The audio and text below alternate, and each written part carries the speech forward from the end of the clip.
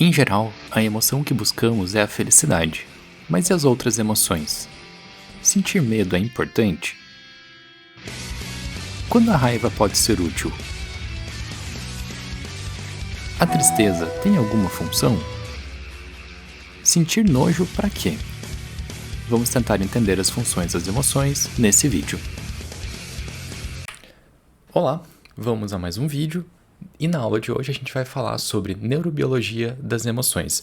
Essa é a primeira parte de 3 vídeos que eu vou postar aqui no YouTube. Então, imagino que vocês já tenham reconhecido os personagens do filme Divertidamente ou Inside Out. É uma animação que mostra esses personagens aqui, que seriam emoções dentro do cérebro de uma menina, ajudando ela a lidar com situações e guiando o comportamento dessa menina.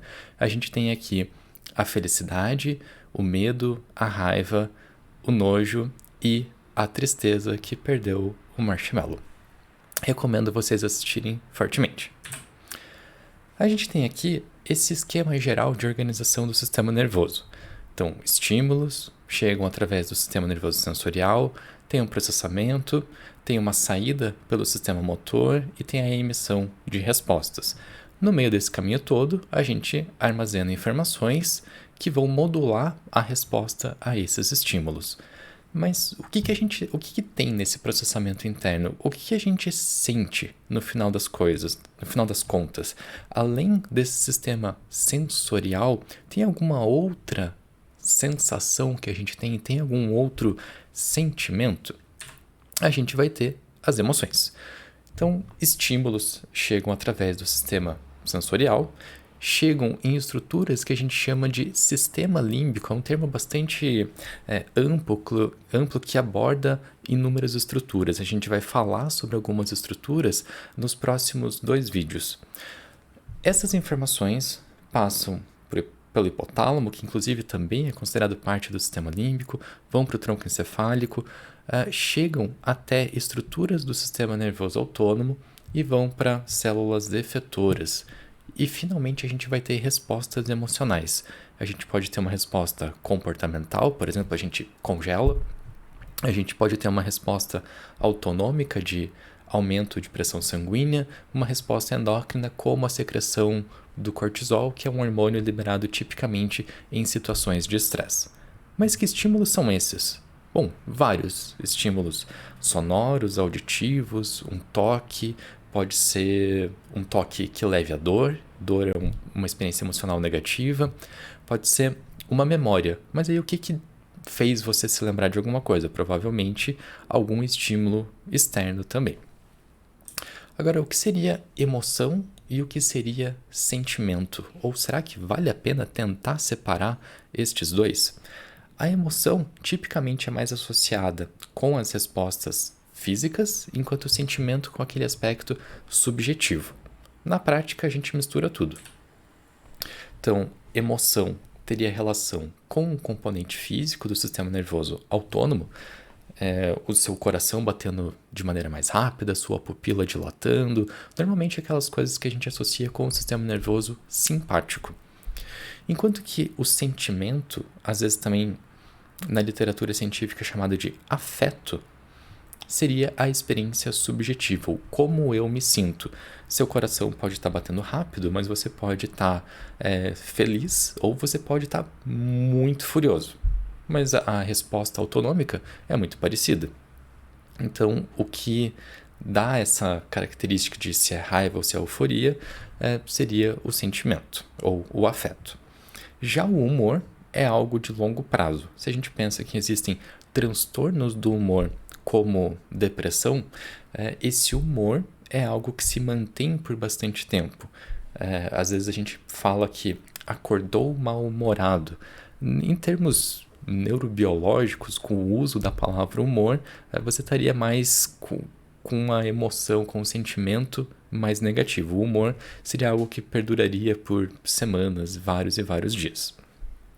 Na prática, a gente vai considerar que as emoções incluem os sentimentos para não ficar nessa separação toda. Afinal de contas, as coisas acontecem juntas. Mas aí, o que são emoções? Vamos ver aqui que essa definição de emoção é bem ampla. Emoções são conjuntos de alterações cognitivas, motivacionais e fisiológicas que são iniciadas por situações ambientais. Em algum momento a gente não está exposto por uma situação ambiental? Não. O tempo todo a gente está recebendo estímulos que geram emoções, mais intensas ou menos intensas, mas sempre há algum tipo de estímulo. Essa parte cognitiva, talvez a gente possa pensar que abarque até a questão subjetiva dos sentimentos.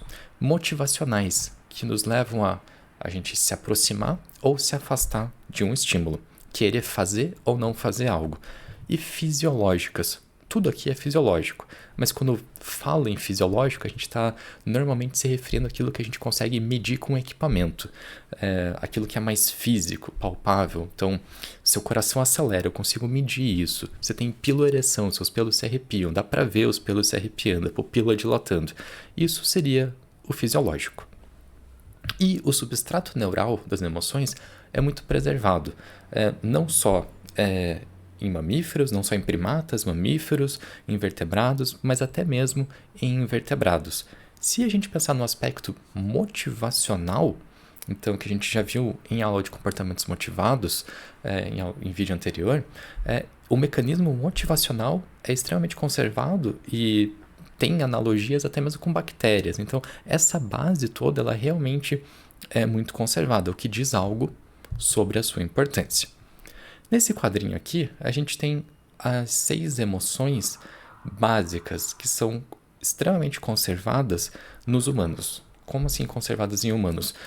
Ela é relativamente independente do meio cultural que você vive, então, da sua origem. Então, mesmo tribos aborígenes muito isoladas lá da Austrália manifestam essas 6 emoções, essas 6 expressões faciais que representam as nossas emoções mais básicas. A tristeza, o nojo, a raiva, a surpresa, o medo e felicidade. A gente vai falar um pouco mais delas num vídeo mais pra frente. Agora, o que é o humor? O humor apresenta duração maior que as reações emocionais por mudanças no ambiente.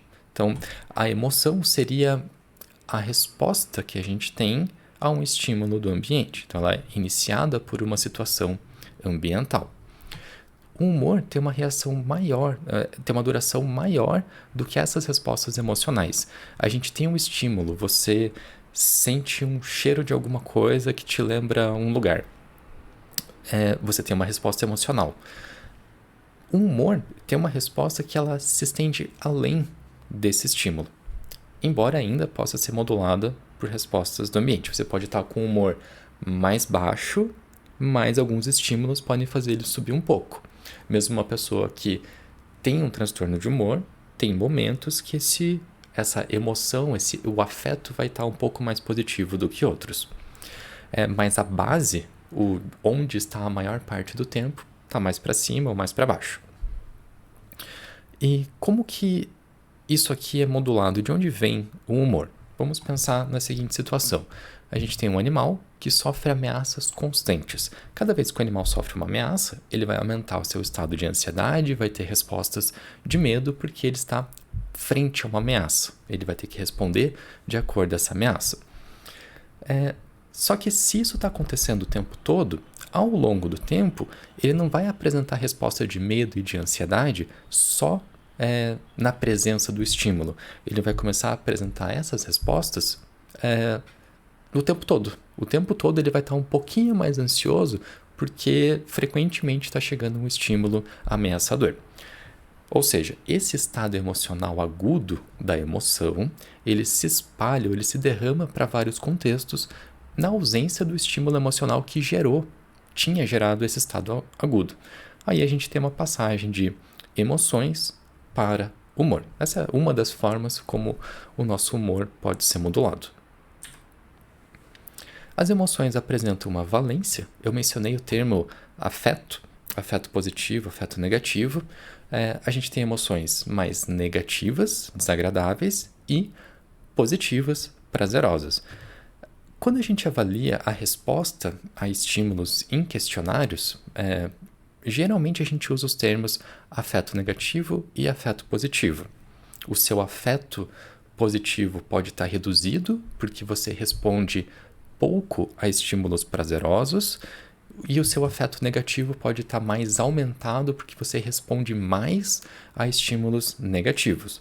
Normalmente, quando mexe em um, mexe com o outro, mas não necessariamente na mesma proporção.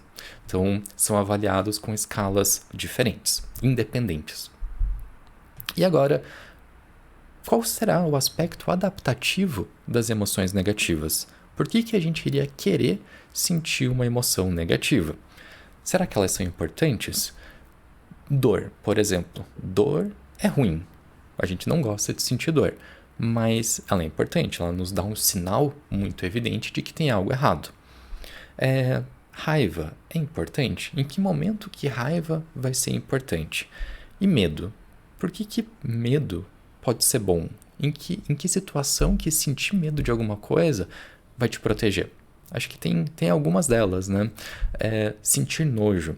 Aquela comida extremamente amarga. Inclusive, as áreas cerebrais que processam o nojo são muito próximas às áreas que processam sabor. Então, tem uma relação muito forte entre nojo e a gustação. Aqui a gente tem uma representação subjetiva da percepção da ativação corporal de acordo com diferentes emoções. Ativação corporal, tá, onde que a gente vai chegar com isso? Aqui a gente tem uma valência positiva e negativa. As negativas, a gente viu que tem um aspecto adaptativo. Eu não quis dar muito spoiler, mas no próximo vídeo a gente vai dar mais um exemplo interessante de agressividade, da importância da agressividade. Mas isso aqui é uma escala positivo-negativo. Não tem uma escala de intensidade. Aqui, a gente tem uma escala subjetiva de intensidade. Foi dado a participantes um bonequinho e eles tinham que pintar como que eles sentiam a ativação corporal nessas emoções aqui. Raiva, medo, asco, felicidade, tristeza, surpresa, neutro. Vejam que a emoção de nojo, ela é o que tem o termo, talvez em português, pior de traduzir. Ela vem do disgust em inglês. Às vezes a gente traduz como nojo, às vezes é como asco, às vezes a gente traduz como repulsa. Enfim, então eu vou alternando aqui ao longo do tempo. Aqui nesse livro resolveram chamar de asco. Ok, então a gente tem essa ativação aqui de felicidade ativando o corpo inteiro. O neutro é evidentemente neutro. Quando está azul é porque tem uma redução da percepção da atividade corporal. Então, na tristeza, a gente sente os nossos membros ficarem mais fracos, menos ativos. Talvez isso até influencie a nossa postura corporal. Ou é como as pessoas interpretam essa alteração de postura que a gente tem quando estamos tristes. A raiva tem uma ativação como a da felicidade, mas ela é mais superior. Tudo isso subjetivo. Quando a gente coloca valência, positivo e negativo, e ativação juntos, a gente tem esse estado aqui. Então, se a gente vê, por exemplo, um bebê sorrindo, a gente fica lá eufórico e vai gargalhar junto com o bebê. Isso leva a uma alta ativação corporal e tem uma valência positiva. Por outro lado, se você vê um pôr do sol, talvez você está lá de noite, varando a noite, está lá sentado no topo da colina, vendo o sol nascer ou se pôr. Isso tem uma valência provavelmente positiva, mas com uma ativação corporal mais baixa. É mais uma sensação de relaxamento do que de ativação corporal. Se você vê um predador ou uma comida estragada, isso leva a uma alta ativação corporal, mas tem uma valência negativa. Um funeral tem uma baixa ativação corporal, todo mundo está quieto, introspectivo, e evidentemente uma emoção de valência negativa. Já um estímulo como uma cadeira é neutro em termos de valência, a não ser que seja a cadeira de balanço da sua avó, e aí isso traz memórias específicas para você, houve algum tipo de condicionamento com aquela cadeira específica, mas se você pensa numa cadeira qualquer genérica, não vai levar uma ativação corporal muito alta, ou ela é neutra, ou então, se você estiver cansado, talvez você pense em se sentar e leve uma ativação corporal baixa, e a valência vai ser neutra. Com isso, a gente tem algumas palavras que expressam essas combinações diferentes. Você pode estar... aqui a gente tem a ativação e a valência. Você pode estar feliz, então uma valência positiva, mas com um estado de ativação meio baixo. Mas você pode estar entusiasmado, alerta, eufórico, então uma valência positiva com uma ativação corporal muito mais alta. Você pode estar, ao contrário de eufórico, você pode estar calmo. É uma ativação corporal baixa, mas é um estado positivo. Mas você não pode estar calmo, você pode estar, além de calmo, você pode estar extremamente fatigado, cansado, letárgico, deprimido. São ativações corporais baixas, mas num estado agora negativo. E se ao invés de eufórico, você está tenso, nervoso, estressado. E é curioso que isso aqui acontece com psicoestimulantes. Então, a pessoa tomou lá anfetamina, ela pode estar para esse lado eufórico, mas ela pode estar para esse lado aqui. Ela te joga para cima na ativação. Agora, para qual desses dois lados você vai cair, aí depende de contexto, depende de variabilidade individual. E agora, e as emoções que são mais complicadas? Nostalgia, emoções mistas. Você pode estar com raiva de alguém porque ela fez alguma coisa muito legal para você? Ódio de tanto amor? Você pode estar com saudade, você está triste por se lembrar de alguma coisa, mas ao mesmo tempo traz boas memórias para você. Isso indicaria que existe apenas um ponteiro nesse relógio apontando as nossas emoções? Provavelmente, a gente tem sistemas independentes para afeto positivo, negativo e até ativação corporal. Indo mais adiante, sobre a expressão facial das emoções, detalhando um pouquinho mais aqui o que tinha colocado nos desenhos no início da aula, a gente tem a tristeza, raiva, felicidade, a aversão, repulsa, nojo, asco, a surpresa e o medo. Gente, esse aqui é um ator fazendo as caretas, então nem sempre fica muito bom. E é claro, a gente não tem apenas essas 6 expressões faciais, a gente tem várias e várias outras subdivisões, e aí as subdivisões elas são muito variáveis conforme o local, conforme a cultura daquela população. Então, por exemplo, essa cara de felicidade aqui, para mim é sempre uma cara de quem acabou de aprontar. Talvez essa cara de surpresa não esteja assim tão surpreendente. Essa expressão de tristeza, para algumas pessoas, pode ser a expressão basal normal, é uma expressão neutra para alguns. Indo aqui adiante, antes disso, é interessante pensar no porquê que a gente faz essas expressões faciais. A gente sente e a gente pode fazer algo a respeito. A gente sente o medo e evita o perigo. A gente sente o nojo e para de comer aquela comida estragada. Mas agora, por que expressar isso? A gente não está se vendo no espelho, mas tem outros indivíduos que estão vendo. Isso faz com que a expressão das emoções seja importante no aspecto de comunicação com o outro, para que a outra pessoa entenda o que você está sentindo também. E talvez, se a outra pessoa vê que você está com raiva, isso pode dar um alerta para ela. Isso pode ser, inclusive, uma forma de proteção. Você expressa a raiva e a outra pessoa vai, talvez, parar de fazer o que ela está fazendo. Algumas outras expressões. Essa aqui aparece muito frequentemente em várias comunidades, que é a expressão de desprezo. A expressão de desprezo e de orgulho são consideravelmente bem conservadas também.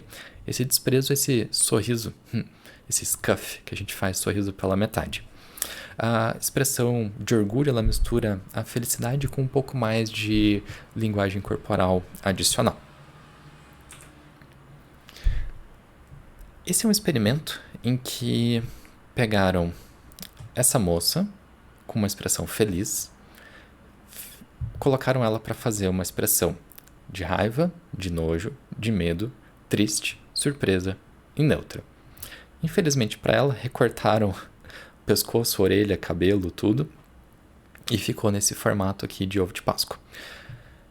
E, por Photoshop, fizeram a combinação dessas expressões. Mantiveram o sorriso feliz, enquanto colocaram o olhar da emoção de cima. Então, feliz com raiva, feliz com nojo, feliz com medo, feliz triste, feliz surpresa e feliz neutra. O feliz neutra é um típico sorriso falso, o que a gente acaba às vezes fazendo para uma fotografia. Esse triste feliz aqui, às vezes a gente usa como forma de humor para autodepreciação. Quando alguém pergunta como que a gente foi na prova, talvez essa é a reação que a gente acaba fazendo. Ou essa, ou quando você descobre que vai ter prova e você não sabia, talvez essa seja uma das suas reações. Essa daqui é a mais assustadora, porque a pessoa está feliz ao demonstrar a raiva. Ela vai sentir prazer com alguma agressividade? Talvez isso nos assuste. Se a gente tem um tempo muito pequeno para enxergar essas emoções aqui, a gente vai tender a achar que é uma expressão legítima feliz. E esse é o experimento. Aqui é a probabilidade da pessoa dizer que sim, era uma expressão feliz, e o tempo de exposição da imagem. Se a pessoa estava com uma imagem realmente feliz, mesmo com um tempo muito curto, 50 milissegundos, praticamente todo mundo conseguia dizer que era realmente feliz. Se não era feliz, praticamente todo mundo, mesmo com um tempo muito curto, acertava que não era feliz.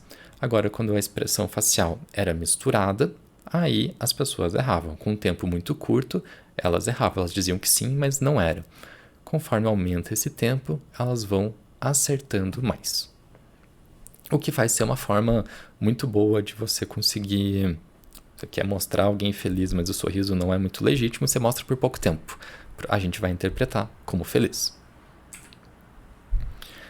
E aí a gente tem a importância do contexto para a expressão e para o reconhecimento de emoções, porque essas imagens aqui, elas eram completamente separadas de contexto. Quer dizer, não tem nem a cabeça inteira da pessoa. Agora a gente olha aqui, a gente não tem só a expressão facial, a gente tem uma postura corporal junto. Então essa pessoa, eu imagino que para vocês ela pareça triste. Mas e agora? Ela parece triste ou ela está com medo? Ou seria nojo? Medo ou nojo? Um dos dois? Ela tem essa mão aqui como se ela estivesse se afastando de algo. Esse se afastando talvez seja medo. Mas se a gente olha as duas juntas, é exatamente o mesmo rosto. Então, a expressão facial é extremamente importante, mas ela sozinha não vai conseguir dizer tudo. A gente vai precisar de outros elementos aqui. O contexto, a gente tem que ver onde que ela está, o que ela está vendo, ou a expressão corporal dela toda, o que você já conhece dessa pessoa, tudo isso vai influenciar no como você reconhece essas emoções. Agora, o contexto sobre a expressão tem a seguinte hipótese. O que quer que uma pessoa acredite que seja a causa de sua emoção determinará como ela experimenta e rotula. Causa de sua emoção, como ela a experimenta e rotula. Então aqui está colocado com os termos bem como se emoção fosse a parte física e o que ela experimenta e rotula seja o sentimento, o afeto, aquela parte mais subjetiva. Qual que é a ideia? A pessoa vai sentir uma taquicardia por administração de adrenalina. A adrenalina vai induzir taquicardia, é isso que ela faz. Agora, o que você sente com isso vai variar conforme o contexto. Você vai ficar eufórico ou você vai ficar ansioso? Isso vai depender da seguinte situação. O experimento vai ser o seguinte. Uma pessoa vai receber adrenalina e ela vai saber que é adrenalina. Outra pessoa também recebe adrenalina, sabendo que é adrenalina. Só que uma é informada que isso vai deixar ela eufórica e feliz. E ela vai estar junto com uma pessoa que não recebeu essa informação. Ela não recebeu informação nenhuma. Ela é uma pessoa não informada. Ela seria o colega da outra. Numa outra situação, a pessoa informada, ela vai dizer que aquilo vai deixar ela tensa. E a outra pessoa vai ver a outra que foi informada que ela ficaria tensa. Então, aqui tem um paciente informado e o não informado. Se ele é informado dizendo que teria euforia, então ele sente a euforia e quem está junto vai sentir a euforia junto, vai todo mundo ficar feliz junto. Mas se esse aqui é informado de que isso aqui vai levar a tensão, irritação, talvez deixar ele um pouco angustiado, nervoso, ele vai sentir isso daí. E o do lado vai sentir uma emoção parecida também. Isso mostra que o contexto é extremamente importante para a gente experimentar, ter o sentimento de uma emoção. Com isso, a gente conclui essa parte inicial. A gente vai começar a falar um pouquinho mais de cérebro no próximo vídeo. Até lá!